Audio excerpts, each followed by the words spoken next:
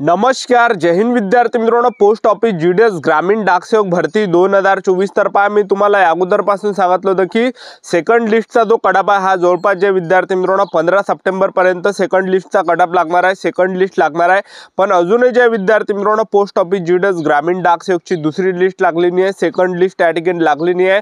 तर काय कारण आहे याच्या मागचं ते सुद्धा तुम्हाला सांगणार आहे. त्याचबरोबर महाराष्ट्राचा जो कडाप यावर्षी काय राहणार आहे दुसऱ्या सेकंड लिस्टचा SC ST OBC WS PWD या कॅटेगरीचा, ठीक आहे. त्याचबरोबर अहमदनगर डिव्हिजन झाला, अकोला डिव्हिजन झाला, Amravati, Aurangabad, Baramati, Beed, Bhusawal, Buldhana, Chandrapur, Dhule, Goa, Jalgaon, Karad, Kolhapur, Malegaon, Mumbai city north west, Mumbai city south, Nagpur city, Nagpur mofussil, Nanded, Nashik, Navi Mumbai, Osmanabad, Palghar, Pandharpur, Parbhani, Pune city east, Pune city west, Pune mofussil, Raigad, Ratnagiri, Miraj, Bhusawal, Sangli, Satara, Shrirampur, Sindhudurg, Solapur, Thane, Wardha, Yavatmal या सर्व डिव्हिजनचा काय कडाप यावेळेस राहणार आहे, ठीक आहे. कॅटेगरीनुसार दुसऱ्या लिस्टचा एससी एसटी ओबीसी डब्ल्यूएस आणि पीडब्ल्यूडी कॅटेगरीचा कडाप किती जाणार आहे, ठीक आहे. आणि सेफ झोन किती असणार आहे, किती पर्सेंटेजवर तुमचं सिलेक्शन होणार आहे, आणि 60%, 70%, 80% वाल्यांचं सिलेक्शन कोणत्या लिस्टमध्ये लागणार आहे, 90% वाल्यांचं सिलेक्शन कोणत्या लिस्टमध्ये त्यांचं लागणार आहे, ते सुद्धा आपण आजच्या व्हिडिओच्या माध्यमातून बोलणार आहे, ठीक आहे. आणि रिझल्ट कधीपर्यंत लागणार आहे सेकंड लिस्टचा याबद्दल सुद्धा आपण आजच्या व्हिडिओच्या माध्यमातून बोलणार आहे.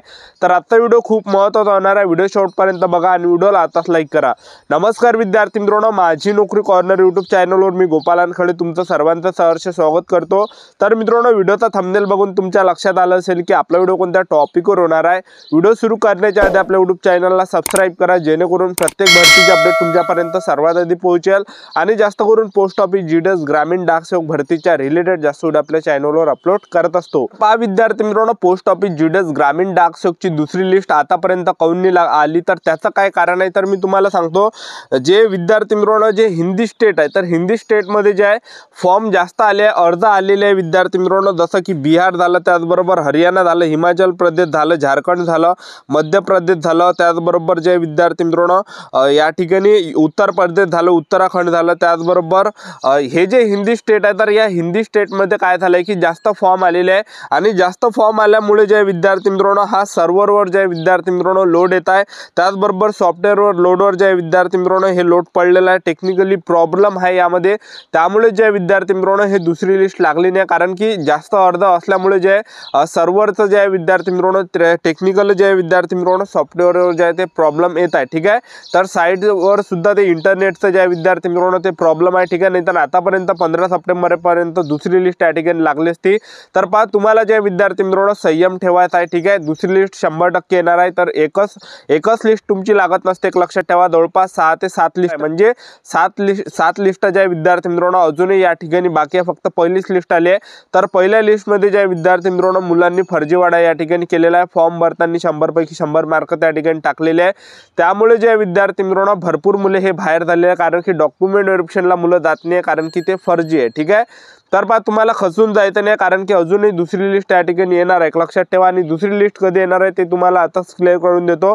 तर पहा 20 सप्टेंबर 2024 पर्यंत ज्या पोस्ट ऑफिस जीडीएस ग्रामीण डाकसेवकची दुसरी लिस्ट ज्या विद्यार्थी मित्रांनो येणार आहे, ठीक आहे. तर चॅनल सबस्क्राईब करून ठेवा, आल्याबरोबर लगेच आपल्या चॅनलवर व्हिडिओ टाकण्यात येणार आहे, ठीक आहे. तर आता जे विद्यार्थी मित्रांनो कटाप किती जाणार आहे याबद्दल मी तुम्हाला सांगून देतो, ठीक आहे.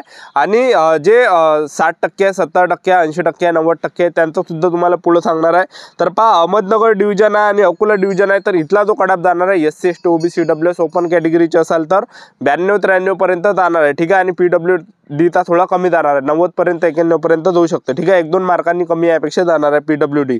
त्यानंतर अमरावती आहे आणि संभाजीनगर डिव्हिजन आहे, त्याचबरोबर बारामती डिव्हिजन आहे. तर त्या या 3 डिव्हिजनचा जो कटाप जाणार आहे SC ST OBC WS open कॅटेगरीचे असाल तर 92-93 पर्यंत कटाप जाणार आहे.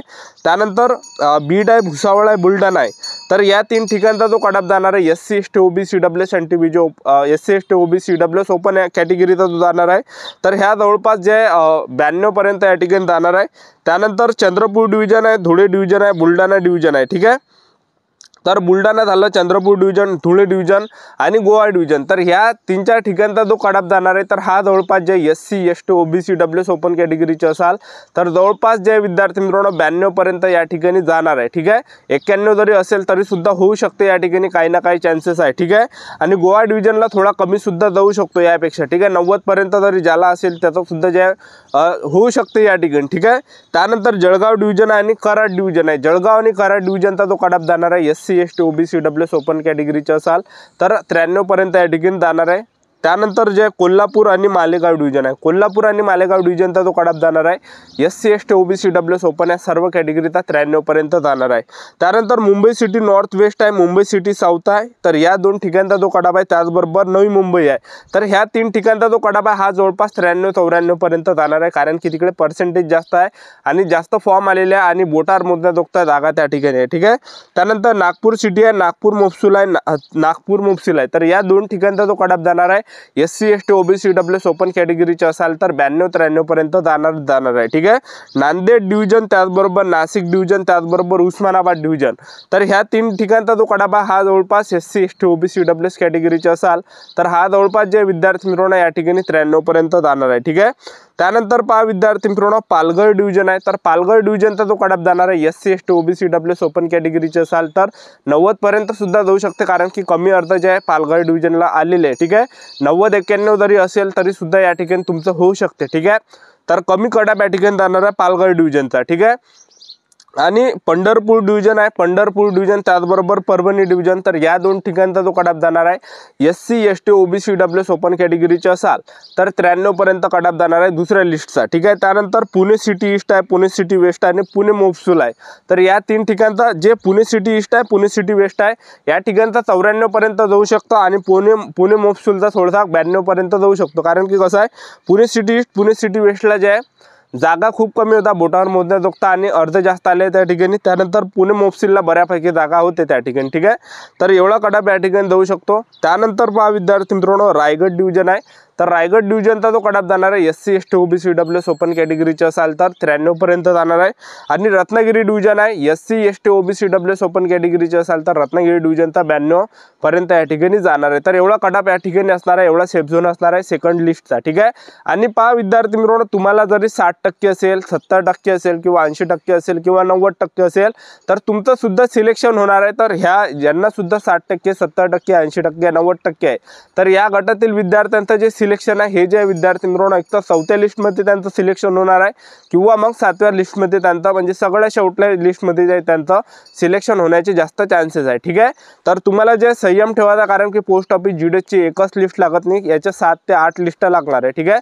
कारण की मागच्या वर्षी सुद्धा 6-7 लिस्टा लागल्या होत्या, त्यावेळी जवळपास 30,000 जागा होत्या, तर यावर्षी जवळपास 44,000 जागा आहे, 44,000 प्लस जागा या ठिकाणी 44,240 जागा आहे, तर जवळपास 7 ते 8 लिस्टा लागणार आहे, ठीक आहे। तर तुम्हाला संयम ठेवायचा आहे, 31 डिसेंबर 2024 पर्यंत हे भरती चालणार आहे, 31 डिसेंबर 2024 पर्यंत ह्या लिस्ट लागणार आहे, ठीक आहे। तर भरपूर मुलांनी फर्जीवाडा केलेला आहे, त्यामुळे ते भरपूर मुलं बाहेर झालेले आहे, आता हे मुले या ठिकाणी अंदर होणार आहे, ठीक आहे।